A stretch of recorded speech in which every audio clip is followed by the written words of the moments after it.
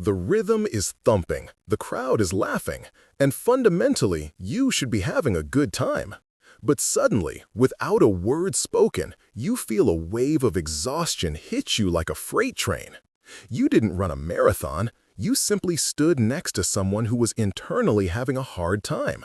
You absorbed their heavy energy before you even realized what was happening. It's the standard invisible price you pay for being highly sensitive. But imagine for a second that you didn't take that hit. Imagine if you could stand in the middle of a hurricane and stay completely dry. This isn't a fantasy. It's about flipping the script on how you interact with the world. Because currently, the culture is used to you being an unlatched door. People are used to you being the emotional equivalent of a 24-hour convenience store. Always available, lights always on, ready to help. But the moment you flip that sign to closed, panic sets in. Not for you, but for them. When you stop answering, stop absorbing, and stop fixing, you force the people around you to finally carry their own baggage. And let me tell you, they are going to hate it. You've been trained to believe that your value as an empath comes from your availability. You're the trusted secret keeper, the shoulder to cry on, the one who just gets it. But here is the rough truth that might sting a little. Radical openness is not a superpower. It is a fast track to burnout. When you are constantly reachable, you become something expected. And in human psychology, predictability is boring. Worse, it makes you a tool. Think of your energy like a mobile phone battery. If you let every app run in the background, constantly searching for a signal, you're going to hit zero by noon. Carl Jung, the iconic Swiss psychiatrist, talked about the concept of the persona, the mask we wear to interact with society. For empaths, that disguise is often the fixer or the helper. You say yes to the coffee date you don't have the energy for. You answer the phone when you're already overwhelmed.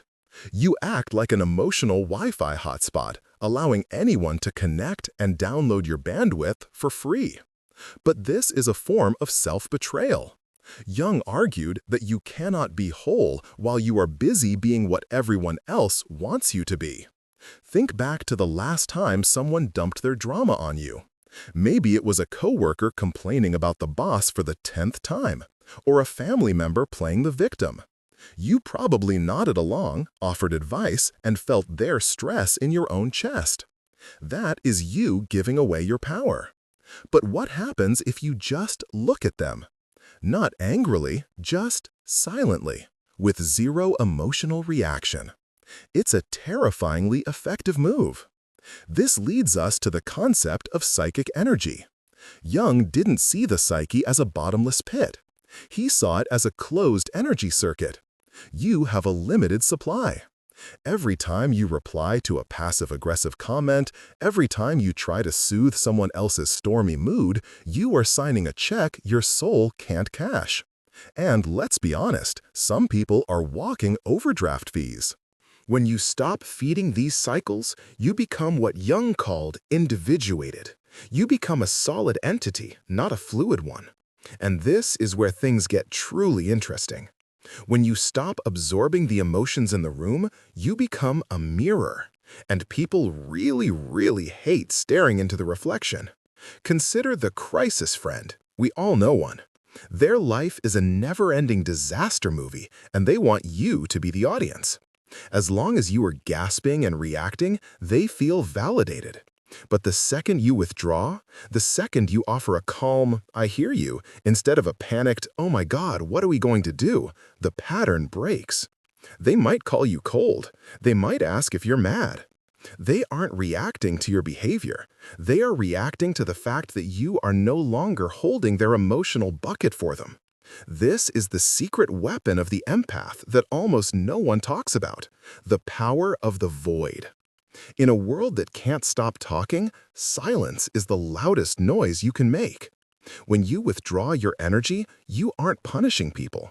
You are protecting your sanctuary. But wait, because this is the part where your brain will try to sabotage you. You will feel the guilt rising up like acid. You'll think, "I'm being selfish." You have to realize that this shame is just a glitch in the code. It's the old software trying to run on your new hardware. Being picky with your energy isn't arrogance, it's hygiene.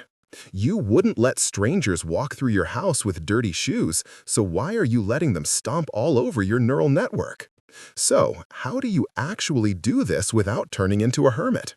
It starts with the intentional pause. When the phone vibrates and you see that name, you know the one. Don't pick up immediately. Let it ring. Sit with the discomfort of not being available. When someone tries to bait you into an argument about politics or the family drama from 1998, imagine a glass wall between you and them. You can see them, you can hear them, but their energy can't touch you. This practice of conscious unavailability does something magical. It acts as a natural detox process. The energy vampires, the narcissists, and the drama queens will eventually stop stopping by. Not because you fought them, but because you became boring to them. You stopped providing the emotional fuel they run on. And who is left? The people who love you for you, not for what you can do for them. Jung believed that the goal of life was not perfection, but wholeness.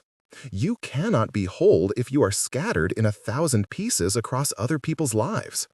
Embracing solitude, even just for moments at a time, is how you gather those pieces back. It's about becoming the master of your own soul. There will be a transition period. It will feel quiet. It might even feel lonely.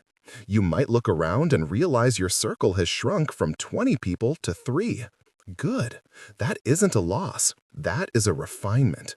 You are trading quantity for quality. You are trading exhaustion for peace.